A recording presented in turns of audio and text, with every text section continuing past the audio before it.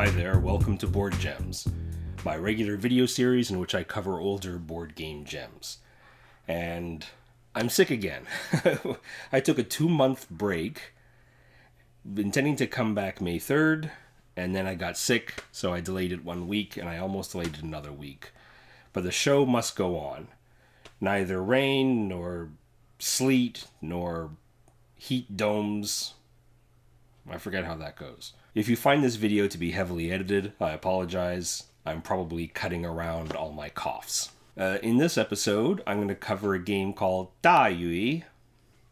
I don't speak Chinese very well, and that pronunciation was probably horrible. I did the best I could. Da Yui is the name of a famous Chinese hero. Da means great, the great Yui, he who controls the waters.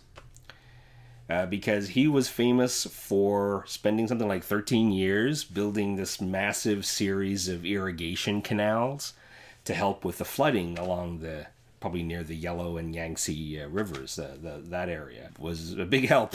He became quite a hero to China.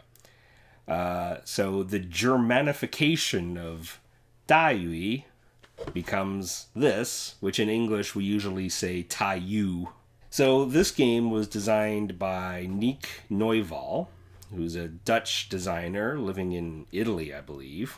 I wouldn't say Neuval is a very famous designer necessarily, but he does seem to specialize in abstract games that can be really, really thinky, but there's something about them that makes you not want to bother, right? So it's a 2-player abstract, say, but it just feels more casual and more fun.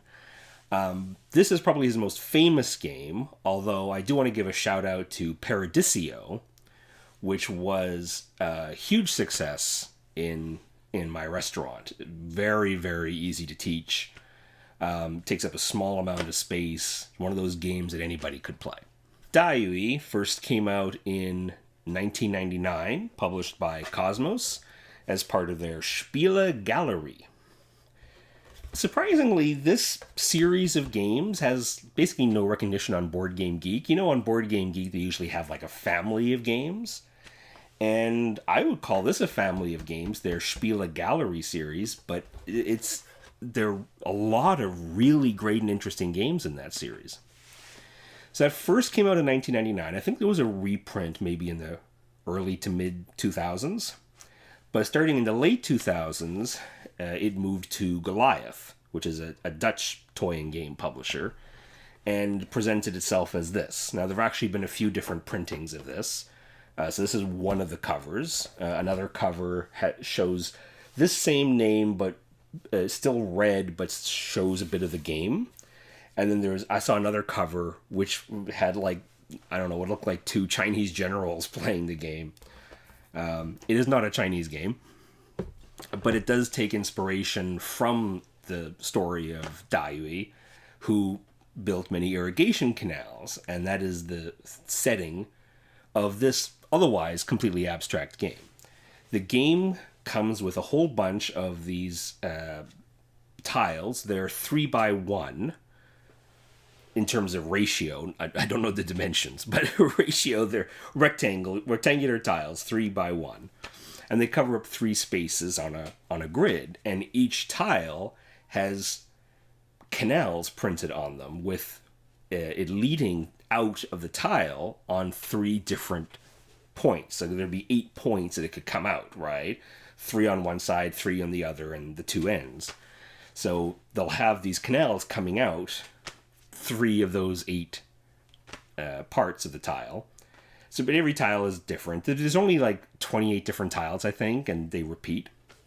Anyway, so starting with the middle, players are building out, connecting canals, and of course, because each tile has 3 connectors, every time you add a tile, you're making 2 more connections, because you always have to extend an existing canal. You play normally as a 2-player game, although you can play 4-player partnership, in which you have 2 sides of the board for one player and the other 2 sides for the opponent. So you have north and south for one player, east and west for the other.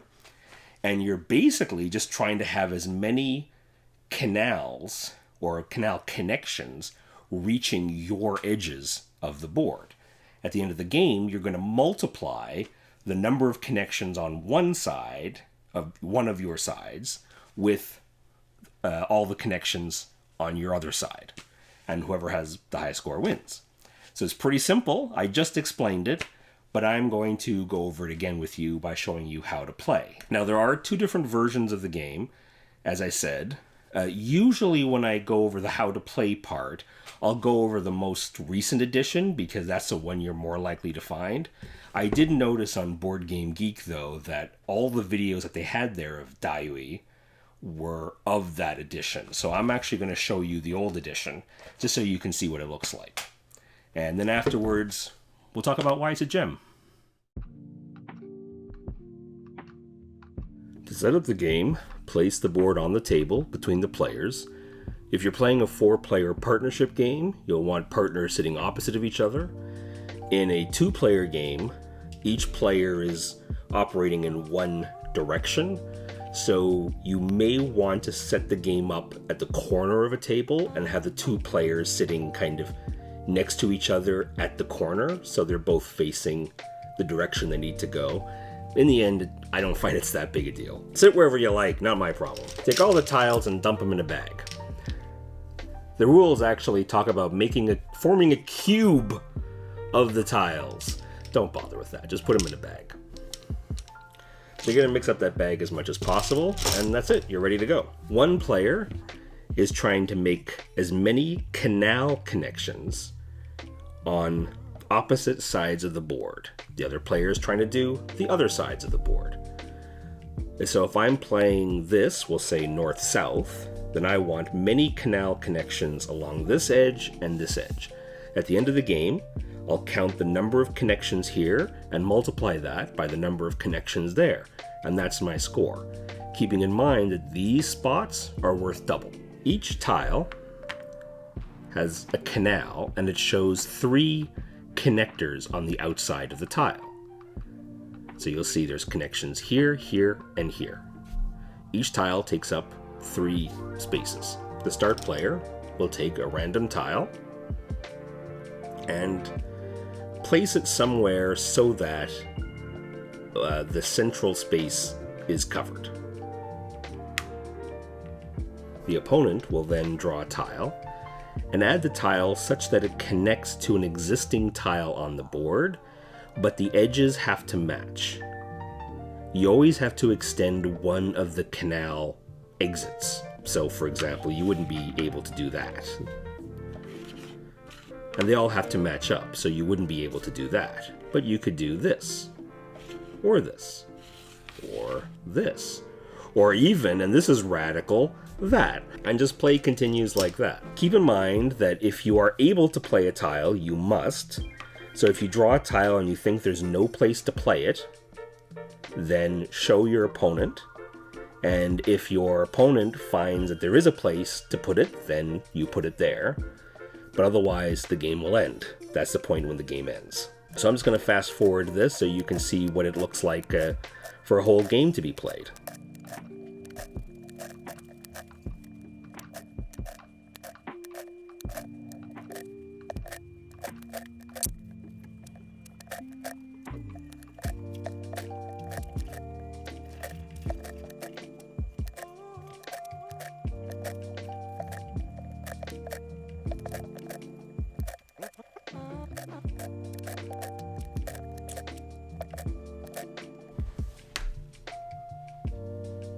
Oh, brutal.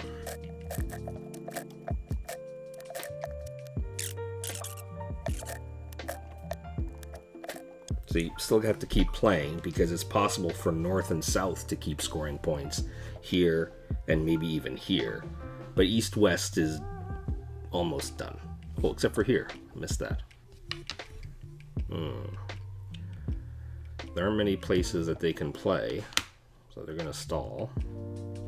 East-west will play here, which cuts off that possibility.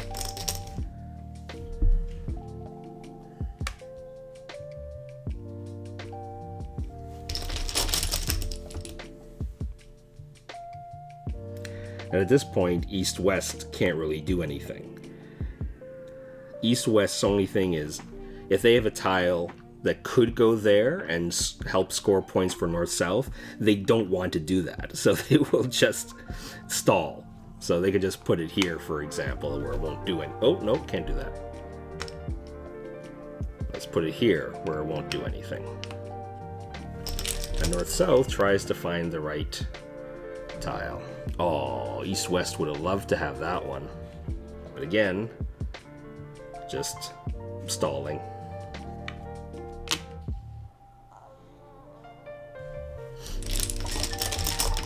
East-west. If it was reversed, it'd be perfect. Again, east-west will stall. So we'll just stop there.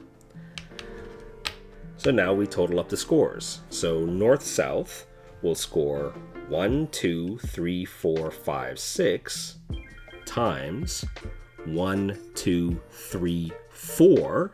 This is doubled. 5, 6, 7, 8, 9. 9 times 6, 54. And east-west is going to score 1, 2, 3, 4. Times 1, 2, 3, 4, 5, 20. So a bit of a rout. Anyway, that's how you play 大鱼. The box for 大鱼 says it's for 2 to 4 players.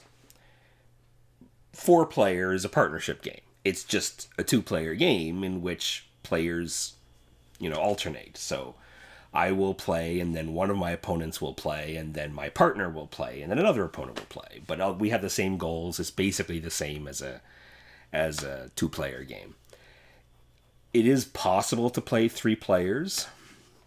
So this is quite odd. So you have the 2 players who are playing the normal game, and you have the 3rd player who is the spoiler.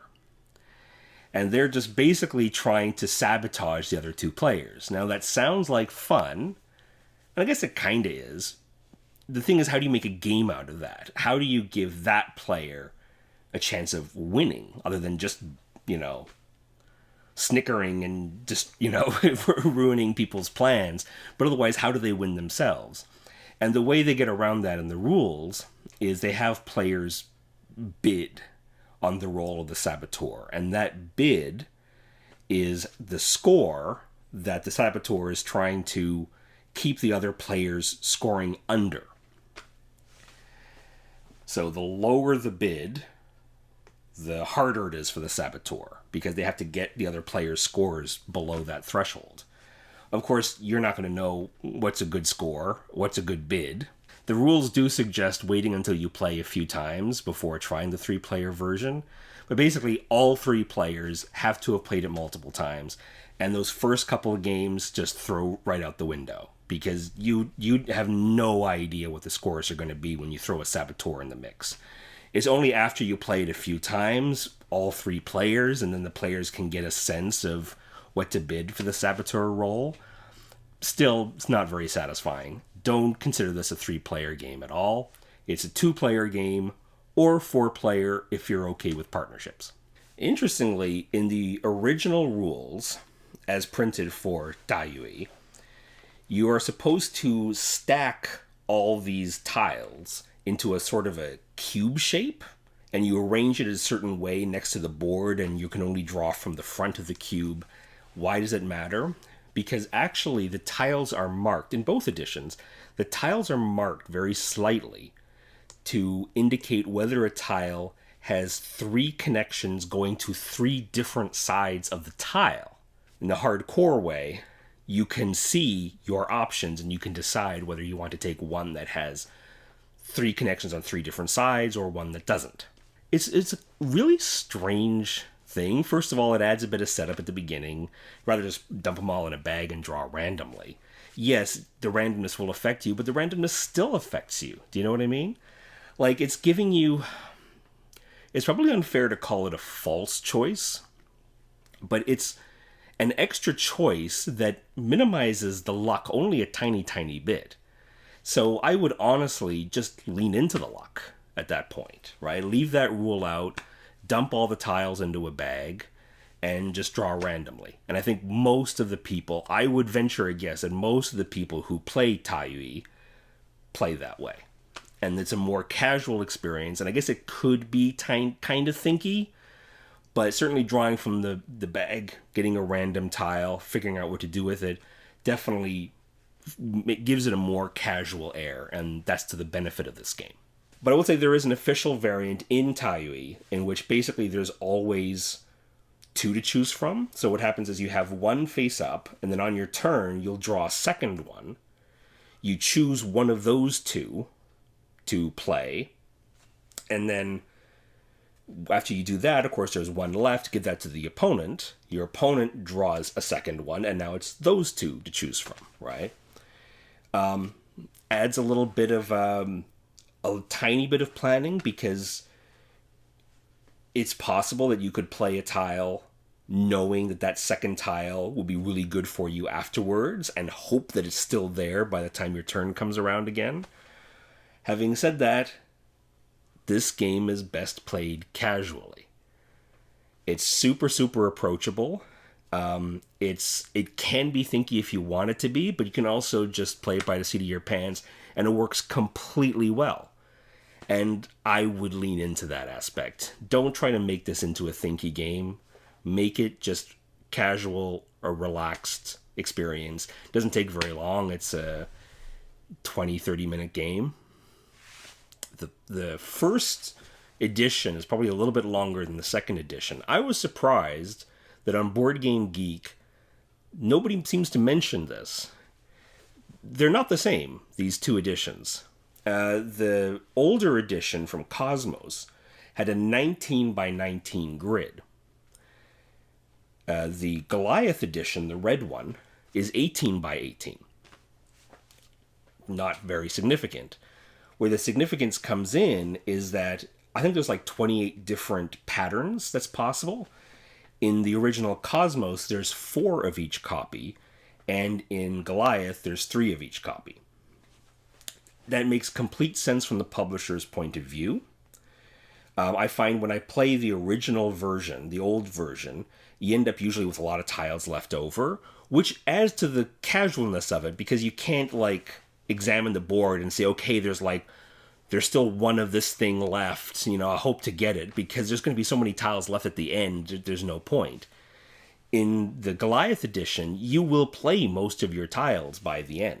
So I guess technically the Goliath edition is possible to count a little bit, to see, I've already seen 2 of these, I'm really banking for that third one kind of thing. Again, don't play it that way, just play casually as far as I'm concerned. But I'm not like a super hardcore 2-player abstract player, but even if I was, I wouldn't be playing this game anyway. I'd be playing something else. I'd be playing a GIF game or chess or Go, or even something like Ponte del Diablo. Great game, and that doesn't get as much respect as it should. So it makes sense. See, the original edition had these really thick, I don't know, we call them Bakelite. I don't even know if that's really the right term, but they're like dominoes, like that form of plastic, right? Really hard. And thick, like it's not hollow at all. It doesn't feel hollow. And there was a lot of them. Like I said, there were 28 times 4. It's over 100 anyway. What is that, 112? Right? Whereas the Goliath edition is kind of a cheaper plastic, and there's only 80-something. So again, from the publisher's point of view, it makes sense. It's cheaper to produce, and just move it to a smaller board. Most people aren't going to really notice the difference. That's completely fine. So the Goliath edition has this plastic board, which fits together like so. And it has these little pits. And the Goliath edition has bumps on the bottom. So you put a tile in, and it doesn't move around a lot, right? So that's quite nice. I will say, if you're not playing on a 3-masted schooner in rough weather, probably doesn't matter a whole lot. I basically treat the old edition as almost like a deluxe edition, honestly, because the tiles are really sharp quality, like really, they're really strong, and there's a lot of them, and It just seems, production-wise, it seems like they didn't cut corners, if that makes sense. Right? Whereas Goliath did. And again, Goliath's decisions make complete sense. If I was a publisher, I think I would probably make the same decisions. It just makes more sense from a production point of view. You don't need all those tiles. Having said that, it is nice when it has it, right? So I will probably end up keeping the old edition because I kind of collect the Spiele Gallery games anyway, so it'll fit in with those. You can occasionally get a dead game. It is possible, it's rare, but it's possible, that after you play a couple tiles, depending on whether people... Because ideally in a game you want to spread out, and if people are playing kind of just close to the center, then it can be the case where somebody draws a tile and you can't play it, right? Okay, it's a draw, whatever, kind of a funny ending, just, re-rack them, start again, right? Not a big deal. The game does drag a little bit at the end, because as long as it's possible to increase a player's score, you do have to keep going. So if there's even like a path, so I might be able to get one more connection to my side, through between all the other tiles, then you should just keep drawing and trying to do it, right? It probably won't affect the score, but it might, so you keep playing. And so like our games of the original at least, have always gone just a little bit too long, but just a little bit though. And of course, because it's easy to calculate your score, you could, of course, look at your score and say like, okay, well, I'm winning right now. It's possible for you to score points. Let's keep going. Or it's possible for me to score points, but I already have a lead anyway, and you can't score more points, let's just call it. Not a big deal, but technically, to play a proper game, you would play through until you can't play anymore, or at least until you can't score anymore. And if you do that, the game might drag a little bit, right? I should give a fair warning to anybody who's thinking of getting the Goliath edition. This edition, at least, I know they've reprinted it since then, and hopefully they fixed it. But in this edition, there was a misprint. There's supposed to be 28 different tiles. 3 of each, and instead there was one pattern missing and another pattern double, so there's 6 of those tiles. Obviously it's unfortunate. Having said that, it's not going to affect play a whole lot. They're very similar tiles, they're just mirror images of each other, which is presumably why it didn't get noticed, this mistake. They probably fixed it in later editions. I didn't check that before this video. It's annoying, but it's more of like a mathematical problem versus an actual real problem that you'll notice during gameplay, right? If you're counting the tiles and looking for a particular pattern, you're not playing it the way I think you should be playing it.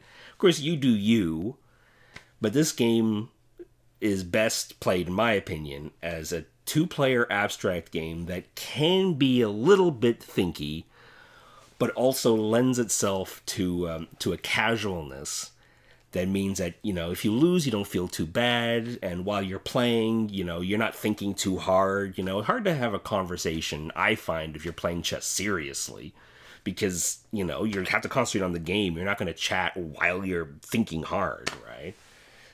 2-player abstract games are fun, but my favorite 2-player abstract games are ones where you don't have to think so hard, right? There is a casualness to them.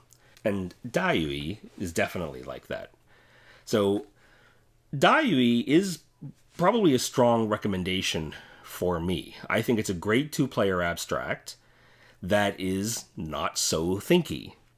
It's a little thinky, but it's not crazy thinky. You know what's a thing in board games is, the exoticism, right? It's like, ooh, this has the culture of a faraway land, so it gives it an air of mystique or something about it. Orientalism in particular, from the Orient is definitely a thing. I don't have a problem with this edition.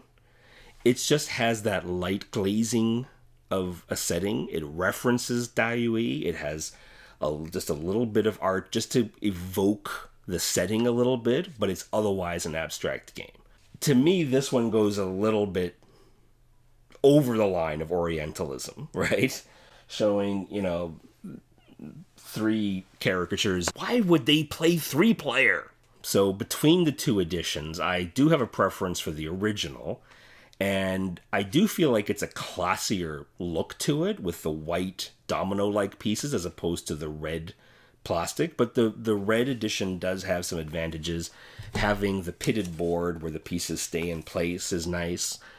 It's a little bit quicker to play because the board's a little bit shorter, a little bit smaller, but it's so tiny, it's not going to make a noticeable difference in your strategies. It's just going to end the game a little bit early.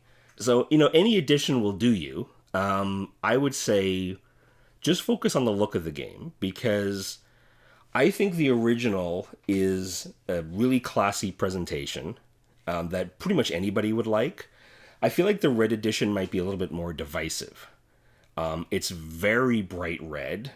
I wouldn't say it's easy on the eyes. My son loves it, though. Red's his favorite color. So he's like, this looks great, right?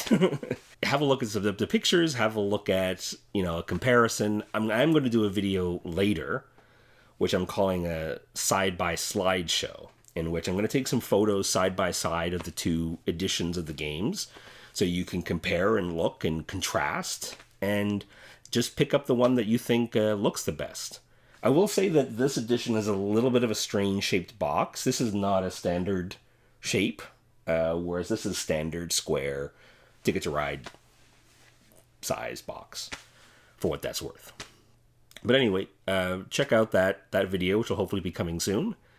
And otherwise, yeah, I think Dayui is a very good game. It's a 2-player abstract that's really, really approachable. You know, chess and Go and that sort of stuff, the thinkier stuff, it's intimidating. And this is a game that kids can play with their grandparents. It's an all-ages game, literally all ages, super simple to learn. I mean, I'm repeating myself. I need a bigger vocabulary, but it does have a sort of just an approachability and a casualness to it that really charmed me. Thanks for watching. Remember, older games like Dayui don't stop being good just because newer games come out. Take care.